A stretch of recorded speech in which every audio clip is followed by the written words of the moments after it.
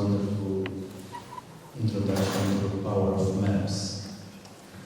You're all talking about the power of maps and the balance between the imaginary and the real functions of maps. My question is kind of a provocative one to all of you, because all maps are lies, as we know. Because the only true map is the reality as it is, and you cannot take it and you put on a paper. So you basically select something and you put it on paper, depending on your interests. And the question is mainly, do you all see some reality on the ground that is emerging out of this exchange of maps? Or is it just exchanging pleasantries by exchanging maps? And can you assess the power of maps on the ground? Yeah, thank you. Which order you prefer?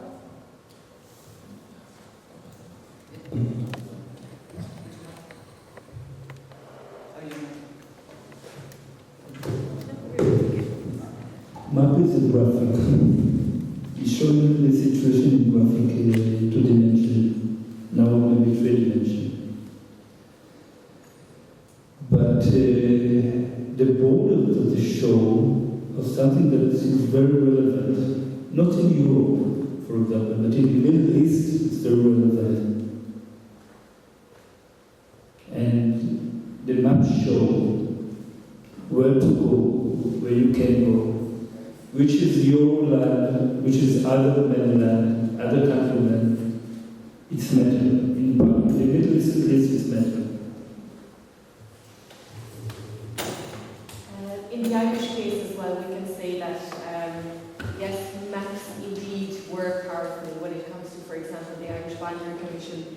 And in this particular case, it's kind of like a backwards way to go around it, because it actually was the map of Donegal containing the proposed changes that was leaked by the Morning Post. So it was actually that map and the power of that map and the power that its leaking represented that actually caused the downfall of the whole Boundary Commission and basically the failure to alter the Northern Irish border. So in that sense we can say that yes, maps in the Irish case as well are extremely powerful, because basically it's the knowledge of a certain map or the proposed changes of territorial transfer on this map is what caused like an almost 50-year-long wait for something that actually never even occurred. So the changes actually in the Donegal border were significant, because now that's the county that's in the northwestern corner of Ireland, and it's in the Republic of Ireland now, and a very predominantly nationalist area. And the changes that were leaked by the Morning Post contained very small areas that were to be transferred to the Unionist community, and this was basically received by an incredible shock, because everybody in Southern Ireland imagined the changes to be made and the whole work of the Irish Boundary Commission being about getting territories to the nationalist area, to the southern part of Ireland. So by revealing that map that contained actually nationalist transfer over to Northern Ireland, they were basically considered to be unbelievable. Like, they did not think that this was going to happen. So in order to avoid having to confirm that this was the work of the Boundary Commission and they were planning to do this, basically, as I said, they just buried it. So yes, maps indeed were powerful.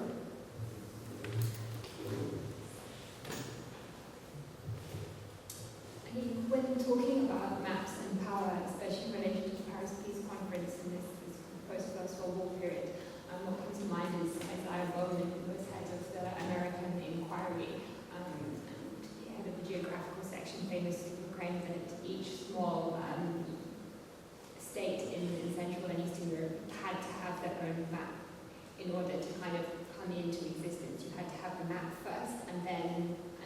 So I think that this idea, I think, is very powerful. The idea of a map, kind of the outline of the borders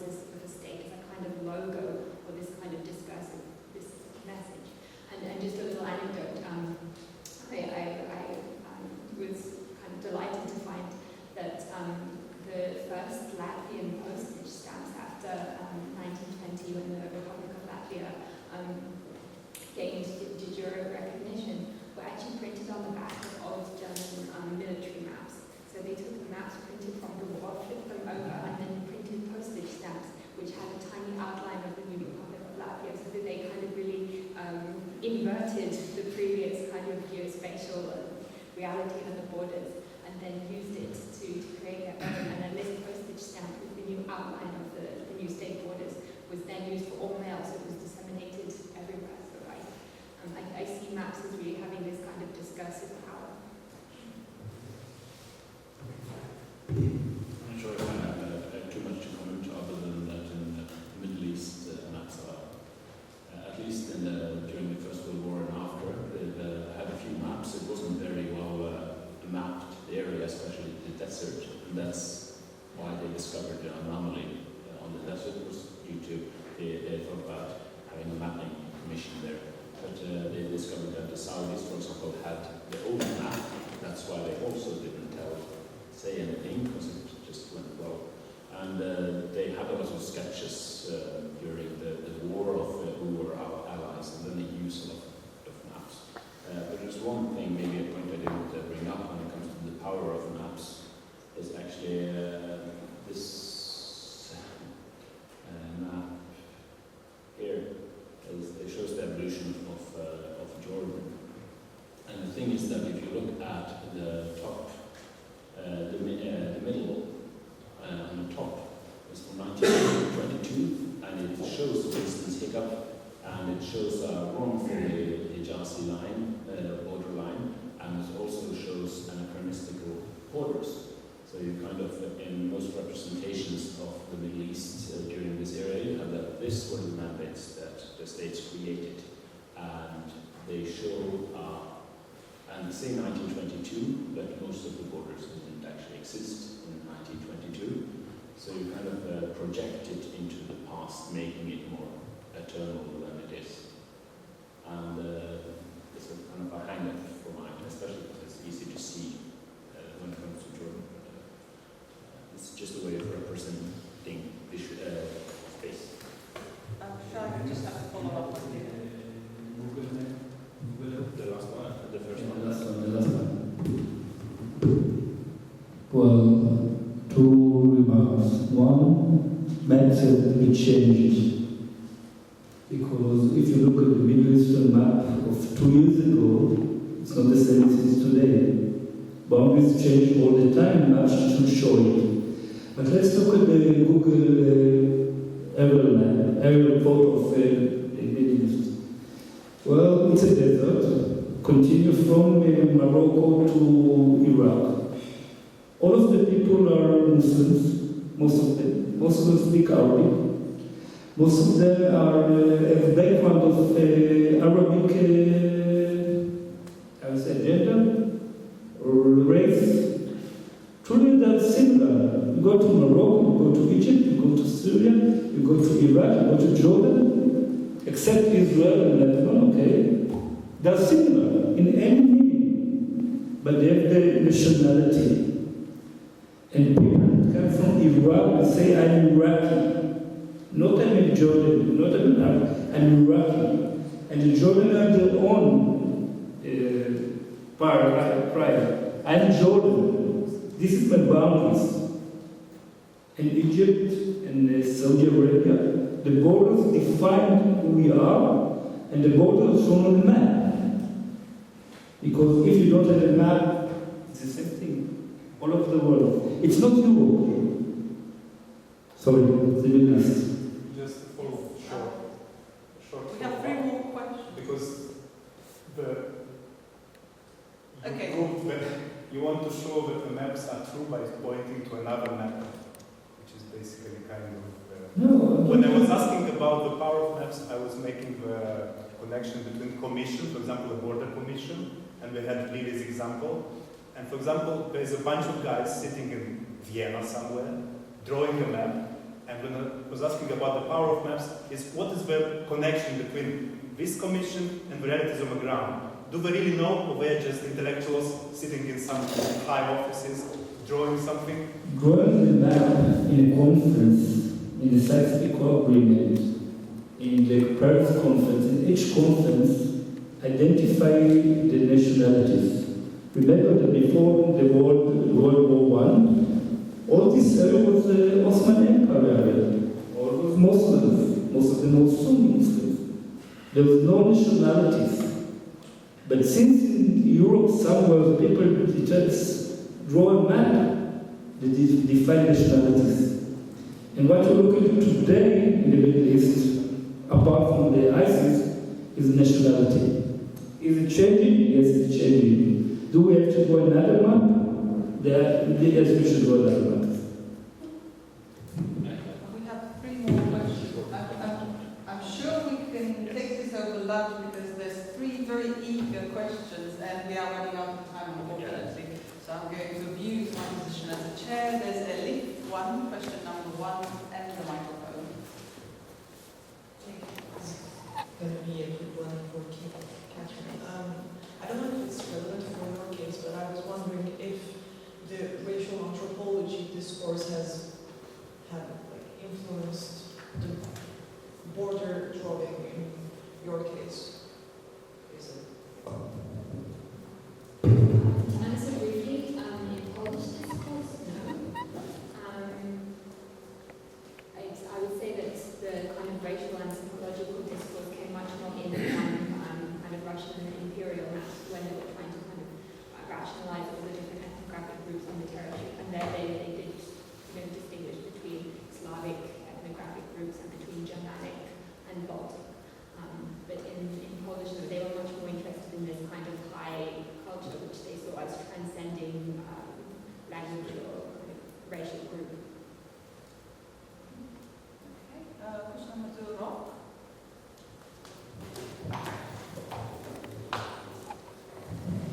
Thanks. It's also a question for Catherine.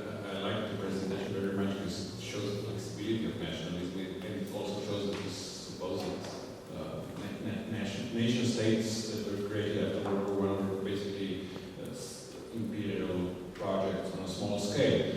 But what I found especially striking is this parallels, well, at least I see them with the case of Greek nationalism and the megalithea. You have the, I mean, many of the arguments are basically the same. It's not this ethnographic mass that matters, it's the educated people. So those living in the cities. So yes, the surroundings speak Slavic, or in the case of Poles, they speak whatever, Russian or something. But the cities speak Polish or Greek. And the war, you said that they try to argue with the Polishness of some provinces with their taking part in the uprising of 1830. The same case is, we can find the same arguments in the Greek case. Yes, they speak Slavic, but they took part in the Greek War of Independence, so they've shown us that they are Greeks and they want to be Greeks. So what I'm interested is, do you find these parallels in the sources? Do the Poles see them? Do they claim that there's a precedent, so to speak, there? I mean, it's far-fetched, I know, but nevertheless. I haven't come across any references to the Greek case. What I do see is that they make parallels with places like Silesia or Masuria or Kashubia, like this, because often they're right trying to, a lot of the people that I was talking about are kind of journalists or popular geographers, cartographers. So they're really trying to kind of draw parallels between this small vassal, the Polish Livonia, and examples which their main audience would understand. But yeah, I think from like a scholars, we can really see that the same kind of ideas are being repeated all over Europe during this period, whether it's in the Irish case or in the Greek case, as you say. But yeah, in the sources themselves, the examples tend to be drawn much closer to home. Down at the back.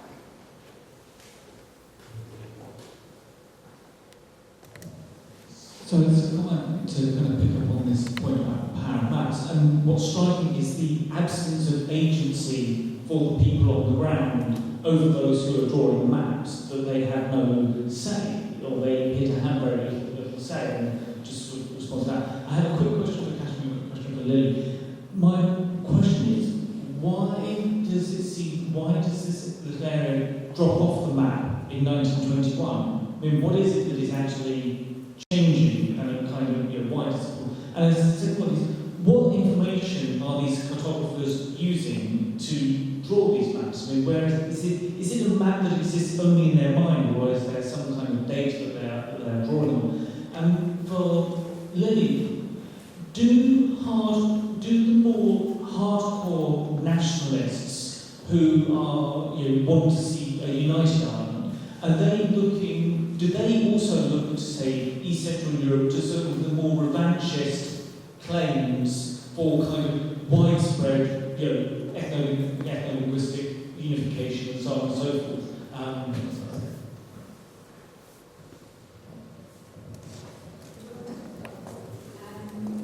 Well, the two questions are intimately related.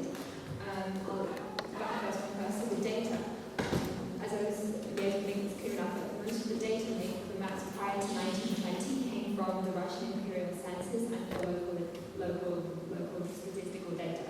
So they were kind of using data which was 20 years old, and the cartographers were very well themselves. They write about how they know that this data is kind of out of date and also highly political and unreliable because it was made by the Russian imperial authorities, who they didn't like the fact that they sort of was reducing the number of Poles, etc. And part of the reason why the Polish Livonia kind of suddenly drops off the map of Poland after 1920-21 was that the ethno-linguistic argument really came to the fore as the principle for drawing borders by this period. So they realized that actually there was only 3% of the population in this region of Polish, so they couldn't make a convincing enough argument. And this is also linked to the fact that this region was incorporated formally into part of Latvia. And Latvian statisticians started doing their own censuses and started getting kind of up-to-date data about the demographic makeup of this region. So it's quite an interesting example because you see on the one hand, the Polish geographers are really trying to kind of claim based on religious data, based on different factors, but then again by 1920-21 they realize that actually they don't have the data to support to make an ethno-linguistic claim on this region.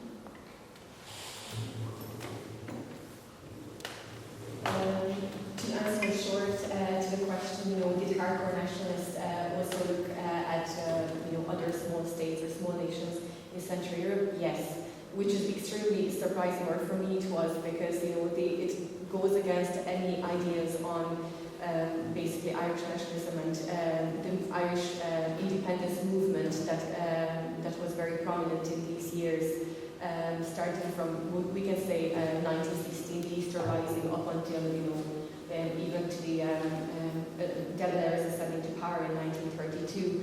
So, because you wouldn't expect, if somebody, for example, an Irish nationalist is looking at independence and very much their own case, you would think that all they focus on is the Irish case and emphasizing how unique their case is. And it was actually the opposite in the end, because, for example, coming up to the 1918 December general elections, when Sinn Féin were getting ready for the election, most of their campaign actually focused on parallels with other small states, most importantly Czechoslovakia and Yugoslavia, saying, look at these states, they just gained independence. Why has Ireland not gained independence? If they did, we can and we should as well. So it was a very prominent sort of way of thinking, even from the most hardcore Republicans, basically throughout the whole period, starting from the immediate aftermath of the 1916 Rising.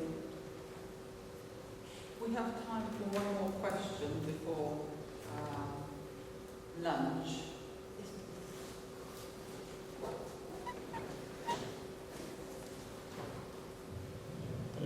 Yes, for Lily, you showed us the changes of the border in the beginning of the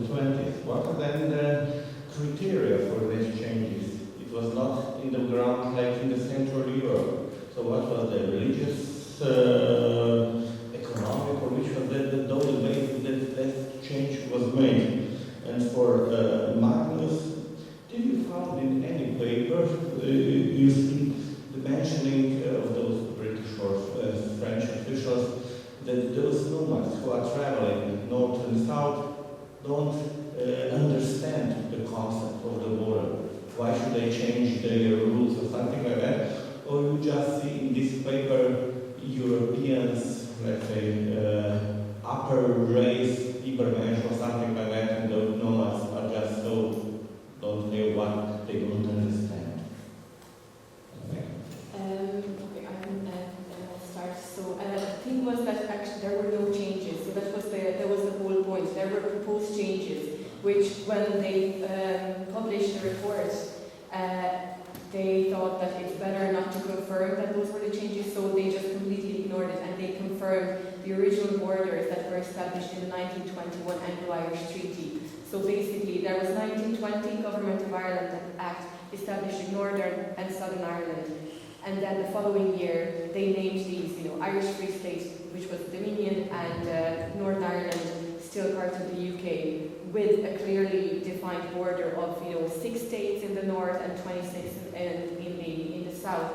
And after the report was published, leaked, they said, okay, we're just going to stick with the 1921 borders, and no changes were brought whatsoever. So they just confirmed the 1921 borders. And just one more thing, like how was it decided? What was it proposed? And the thing was that they were supposed to be based on the 1920 election results. So basically, they were political.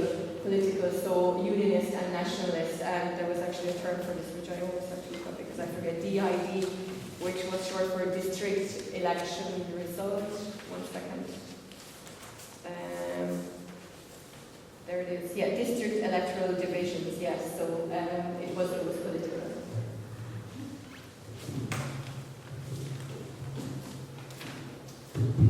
If the nomads understood the borders, for one thing I probably should have mentioned is that these borders have been drawn, and that's it. They don't exist out into the desert. There's only been delimited. It's not until probably now that you actually see a desert there. And the desert was also, it's a long process basically, and I don't think they actually cared about. Thinking the nomads, but the British and the others who drew that line, did they comment somehow in some way that people don't see why the borders are needed there? I think they perceived a threat from the influence of the Ikhwan, it's a kind of a religious militia that was moving up and towards Jordan. So the tribes there who were allied with Abdullah, they kind of perceived the threat because they had been attacked. So they kind of agreed to do a lot of them, but they continued to go into the desert area. I haven't found any explicit proof that they discuss if they don't understand the borders or not. But it's a new concept, and the tribes, they usually have a sense of bounded area, but there's a fluctuating bounded area. So when Ibn Sa'd was trying to discuss the border between Iraq and Najd, he proposed a fluctuating border that varied when it came to climatic changes and migrations. So the border should go up and down, and the British weren't very keen. But I haven't found any explicit discussions about the understanding of them. But since they didn't really exist there, I don't think they actually matched. But they complained a lot